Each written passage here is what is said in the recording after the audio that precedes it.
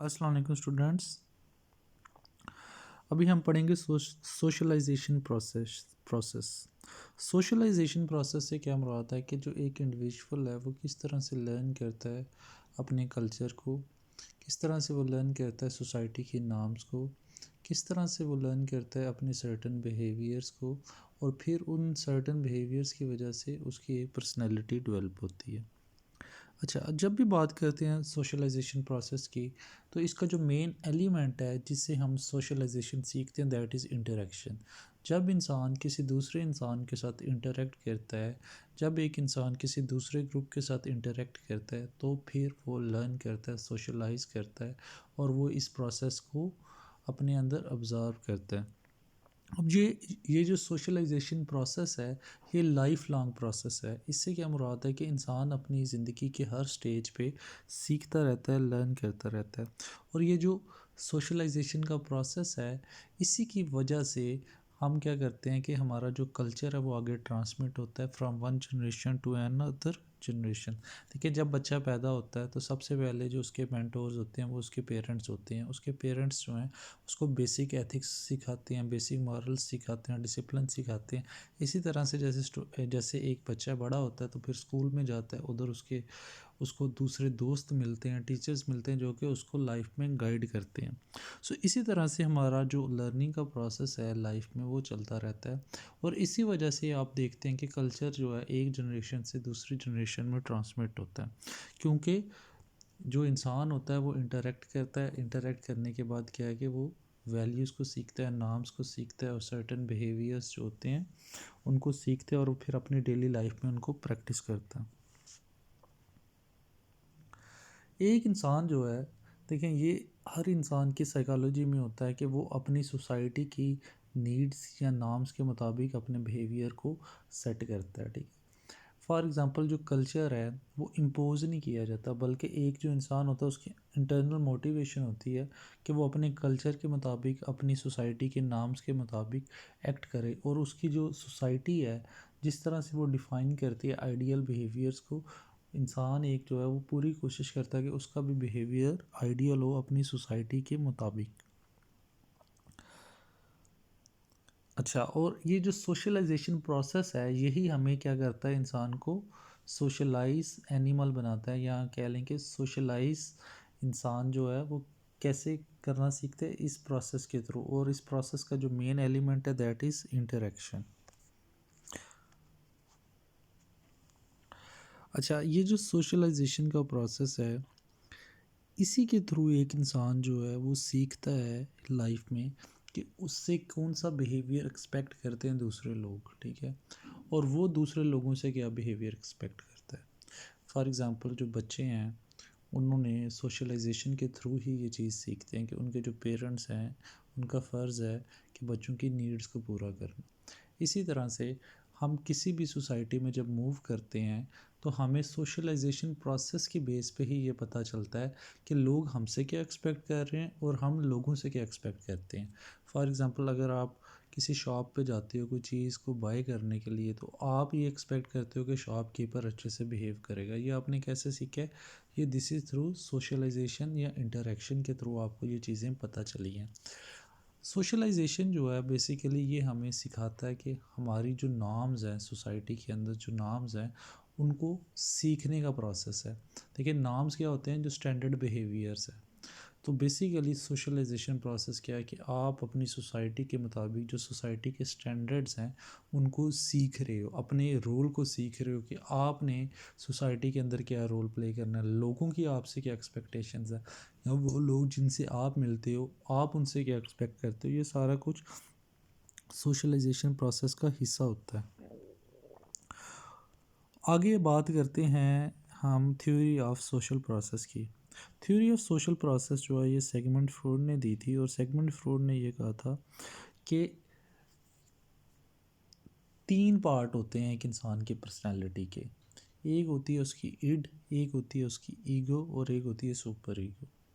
ये बेसिकली उसने इन 3 पार्ट्स में पर्सनालिटी को डिवाइड किया था। देखें, जो पर्सनालिटी होती है इंसान की वो उसके बिहेवियर्स होते हैं, ठीक है, उसके हैबिट्स होते हैं जो कि इंसान की पर्सनालिटी को बिल्ड करते हैं। वो कहता है कि जो इड है हर इंसान के अंदर ईड पाई जाती है। ईड बेसिकली हमारी वो मोटिवेशन है जो कि नेचुरल है। फॉर एग्ज़ाम्पल, जब आपको भूख लगती है तो आप खाना खाते हो, तो मोटिवेशन कौन सी है? हंगर है। इसी तरह से जब आपको प्यास लगती है, आप पानी पीते हो, तो इसमें मोटिवेशन क्या थी? प्यास लगना।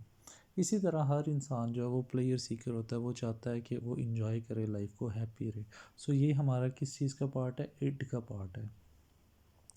इसी तरह से एक्सक्रीट करना, वो क्या है? इड का पार्ट है। इसी तरह से टू हैव ऑफ स्प्रिंग्स, ये क्या है? हमारे इड का पार्ट है। सो जितने भी हमारे बिहेवियर्स हैं या मोटिवेशन हैं जो कि नेचुरल हैं, वो सारी किसकी पार्ट है? इड की पार्ट है। और इसके साथ साथ हैप्पी रहना, खुश रहना, ये भी किसका पार्ट है? इड का पार्ट है। हमारी पर्सनैलिटी सब के अंदर ये मौजूद है। देखें, जब हम बच्चों की बात करते हैं तो बच्चे जो होते हैं उनके अंदर ये जो इड का एलिमेंट है ये ज़्यादा होता है।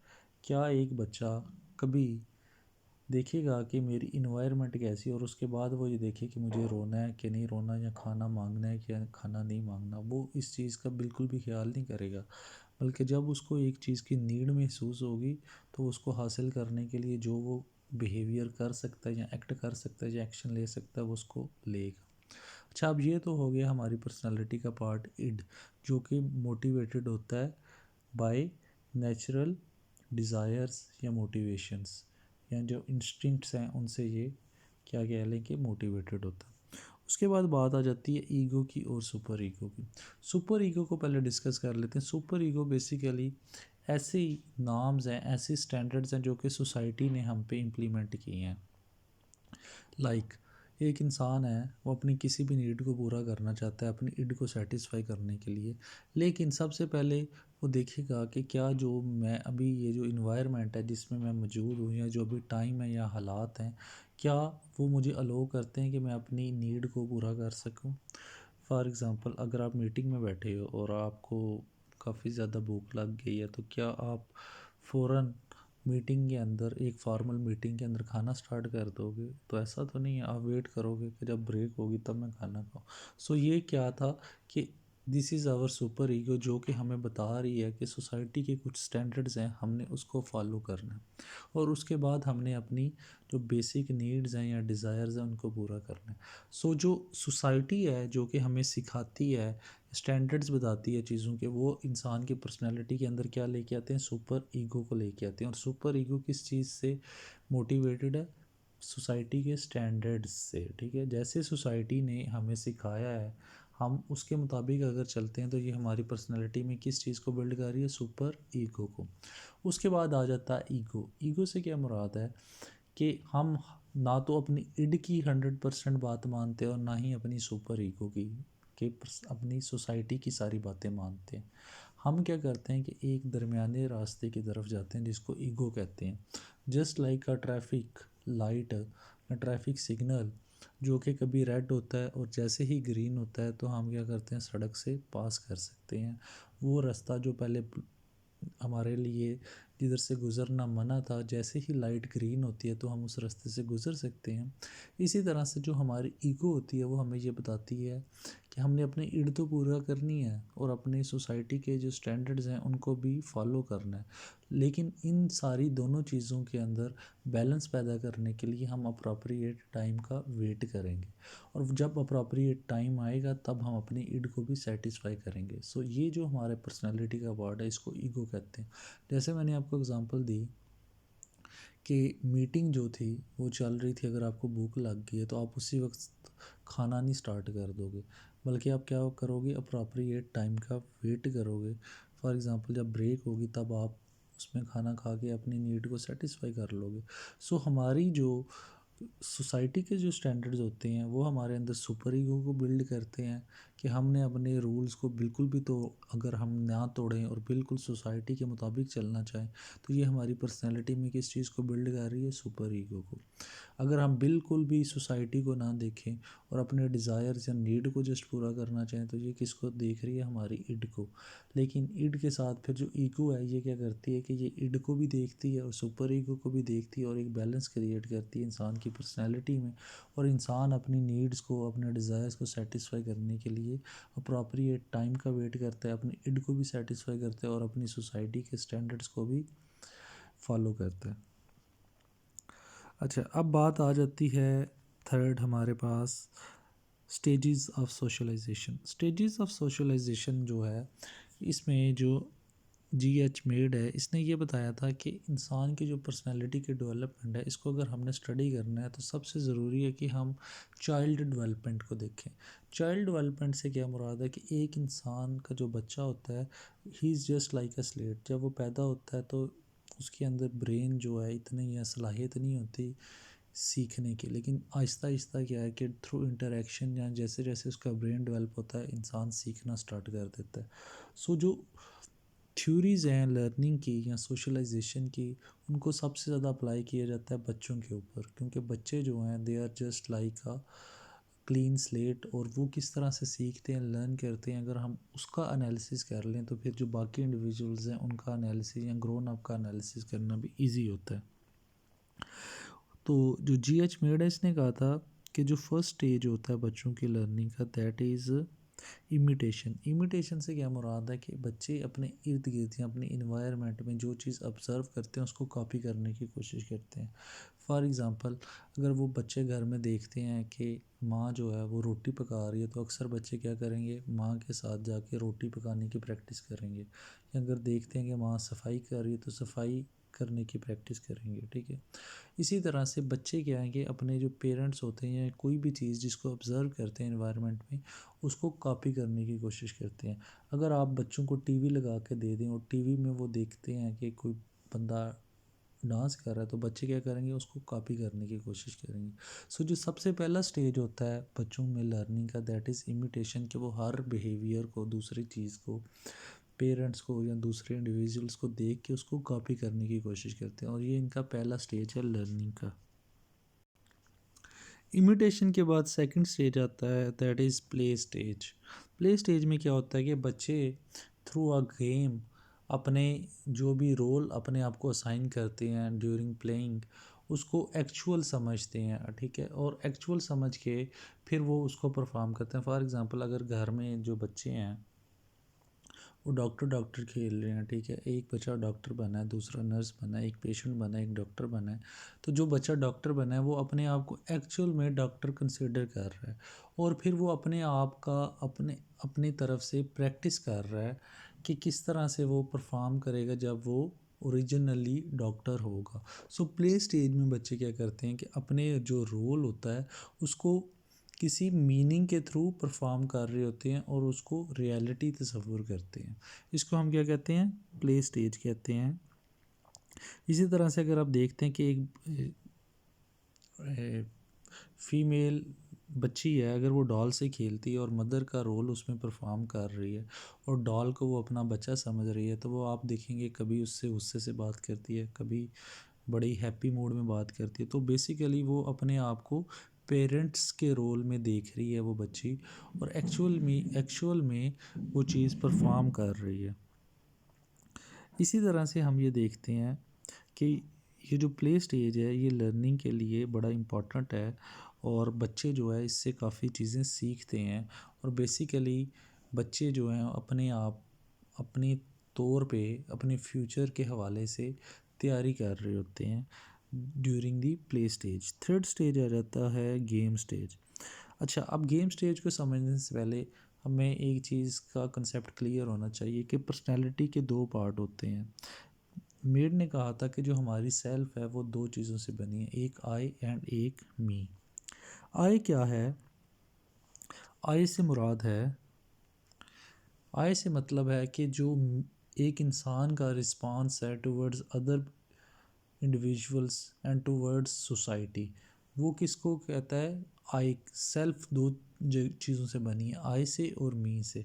आई से मुराद है कि एक इंसान का जो रिस्पांस है किसी दूसरे इंसान के साथ ड्यूरिंग इंटरेक्शन, या एक इंसान का जो सोसाइटी के हवाले से रिस्पांस है, that is known as I. और सेकंड पार्ट है मी। मी से क्या मुराद है कि एक इंसान जो है वो क्या सोचता है कि दूसरे लोग उसके बारे में क्या सोचते हैं। आई है मीन्स कि एक इंसान की जो पर्सनैलिटी है वो किस तरह से बिहेव करता है, इंटरेक्ट करता है दूसरों के साथ। और जो मी का कंसेप्ट है वो ये है कि एक इंसान क्या सोचता है, कि दूसरे लोग उसके बारे में क्या तसव्वुर करते हैं या क्या समझते हैं। सो जो तीसरा स्टेज है that is game stage. Game stage में बेसिकली जो गेम स्टेज में बेसिकली जो एक बच्चा है वो ये सीखता है कि उसका जो बिहेवियर है वो कितना इम्पॉर्टेंट है दूसरों के लिए, और दूसरे लोग उससे क्या एक्सपेक्ट करते हैं। फॉर एग्ज़ाम्पल जो टीम गेम्स होती हैं उसमें एक इंसान जो है वो एक तो अपने लिए खेलता है, दूसरा वो अपनी टीम के लिए खेलता है कि मेरी टीम को क्या चीज़ रिक्वायर है। ये तीसरा जो स्टेज है गेम स्टेज, इसमें बेसिकली एक बच्चा ये सीखता है कि सोसाइटी या दूसरे लोग जो कि उसके लिए सिग्निफिकेंट है वो उससे क्या एक्सपेक्ट करते हैं। देखें, प्रैक्टिकल लाइफ में भी सेम इसी तरह से है। जब भी कोई चीज़ आप या टीम में वर्क करते हो या कोई आप स्पोर्ट्स देखते हो, लाइक क्रिकेट अगर आप देख रहे हो, तो उसमें एक तो ये होता है कि एक जो प्लेयर है वो अपनी इंडिविजुअल परफॉर्मेंस के लिए खेलता है, और दूसरा वो खेलता है अपनी टीम के लिए। उसको पता है कि सिचुएशन में, इस सिचुएशन में उसकी टीम को क्या चीज़ रिक्वायर्ड है। सेम इसी तरह बच्चे जो हैं गेम स्टेज के अंदर इस चीज़ का भी एनालिसिस करते हैं कि दूसरे लोग उनसे क्या एक्सपेक्ट कर रहे हैं, और वो अपने बिहेवियर को उसके मुताबिक मॉडिफाई करते हैं। अच्छा, अगर हम बात करते हैं इंसान की, तो इंसान जो है अपने बिहेवियर को मॉडिफाई भी करता रहता है। मॉडिफाई वो इस तरह से करता है कि हम दूसरों का फीडबैक हमेशा लेते रहते हैं, या दूसरे अपना फीडबैक खुद भी देते रहते हैं। सम टाइम्स ऐसा होता है कि हम उस फीडबैक को लेके कंसीडर करते हैं कि ये वाला जो फीडबैक था किसी दूसरे इंसान की जो मेरे बारे में राय है वो ठीक नहीं है, सो मुझे अपने बिहेवियर को मॉडिफाई नहीं करना। और कभी कभी ऐसा होता है कि अगर कोई हमें क्रिटिसाइज़ करता है तो हमें खुद से फ़ील होता है कि हमारे अंदर ये फ्लॉज़ हैं और हमें अपने बिहेवियर को मॉडिफाई करना चाहिए। सो आप ये कह सकते हैं कि ये जो तीनों स्टेजेस हैं, इमिटेशन है, प्ले स्टेज है, या गेम स्टेज जो थर्ड स्टेज है, ये बेसिकली क्या कर रहा है, एक इंसान की पर्सनैलिटी किस तरह से डेवलप होती है उसके बारे में मज़ीद कह लें कि उसको एक्सप्लेन कर रहा है, ठीक है। और उसके बाद हमें ये भी बताता है कि एक पर्सनैलिटी जो एक सेल्फ होती है उसके दो पार्ट होते हैं। आई, एक इंसान का जो सर्टन बिहेवियर है दूसरों के साथ टुवर्ड्स द सोसाइटी, और सेकंड पार्ट होता है मी, कि एक इंसान जो है वो अपनी पर्सनैलिटी को इस तरह से भी डेवलप करता है कि दूसरे लोग उसके बारे में क्या सोचते हैं, दूसरों की एक्सपेक्टेशंस के मुताबिक भी एक इंसान अपने बिहेवियर को मॉडिफाई करता है, या अपनी जो बिहेवियर में चेंजेस लेके आता है या लर्न करता है। Thank you very much.